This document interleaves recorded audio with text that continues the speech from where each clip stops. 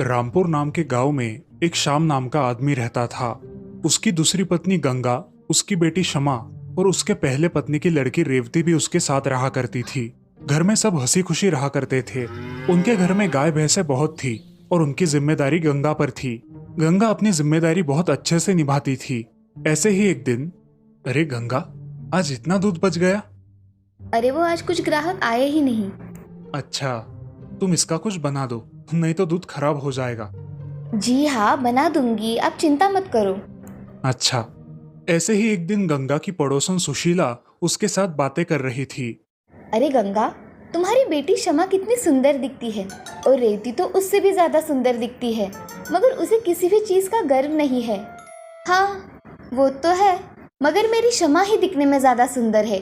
तुम कुछ भी कहो। हाँ, तुम जो कहती हो वही सही होगा। गंगा अपने घर में चली आती है। घर में आने के बाद उसके मन में बहुत बुरे विचार आने लगते हैं। इस रेवती को तो मैं अच्छी तरह सबक सिखाऊंगी। मेरी बेटी से खूबसूरत और कोई दिख ही नहीं सकता। ऐसे ही कुछ दिन बीत जाते हैं। गंगा रेवती के सौंदर्य की वजह से उसे बहुत भला बुरा कहती थी। उसे बहुत सारा काम करने को देती थी। बेचारी रेवती सारा काम करती थी। ऐसे ही एक दिन बहुत सारा काम करके वो थक गई थी और सोने जा रही थी। तभी वो अपने माँ के कमरे के पास गई और मन ही मन बोली, माँ, तुम मेरे साथ ऐसा क्यों कर रही हो पता नहीं, मगर तुम मेरी माँ हो, इसलिए मैं तुम्हारी सारी बात मान लेती हूँ।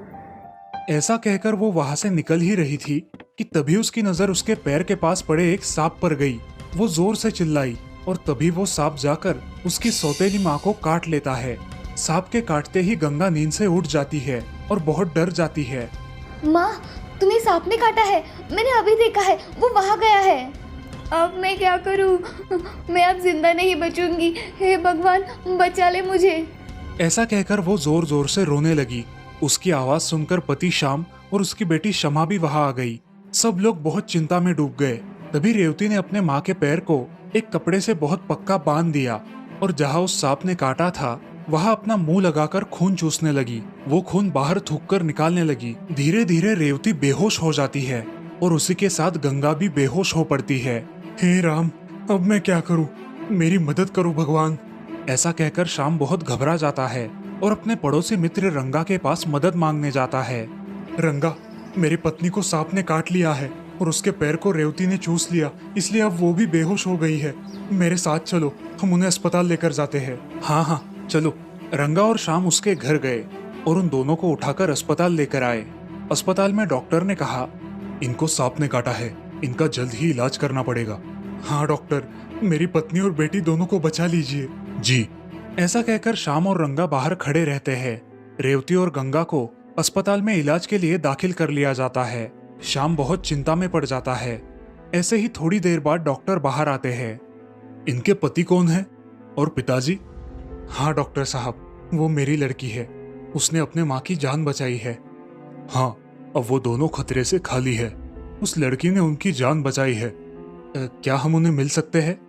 जी हाँ, अब आप उनको मिल सकते हैं। धन्यवाद डॉक्टर साहब। जी। ऐसा कहकर डॉक्टर वहां से चले जाते हैं। शाम गंगा और रेवती को देखने के लिए अंदर कमरे में जाता है। तभी गंगा आंखें खोलती है। अजी, मुझे तो सांप ने काटा था ना? हाँ गंगा, तुम्हें सांप ने काटा था और तुम दोनों बेहोश थी, लेकिन अब तुम खतरे से बाहर हो। और थोड़ी देर हो जाती तो न जाने क्या हो जाता।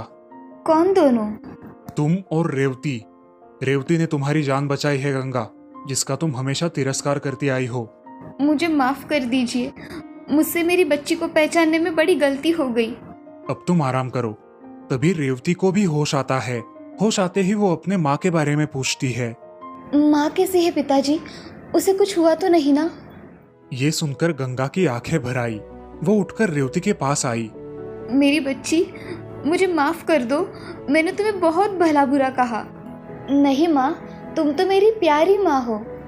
गंगा को अपने बर्ताव पर शर्मिंदगी महसूस हुई और उस दिन के बाद उसने अपनी बेटी से सौतेला व्यवहार करना बंद कर दिया। 2 दिनों बाद उन्हें अस्पताल से छुट्टी मिल गई और वे दोनों घर आकर खुशी खुशी एक साथ रहने लगी। इस कहानी से हमें ये सीख मिलती है कि जिंदगी में कभी भी किसी के सौंदर्य को नहीं, बल्कि उसके गुणों को महत्व देना चाहिए।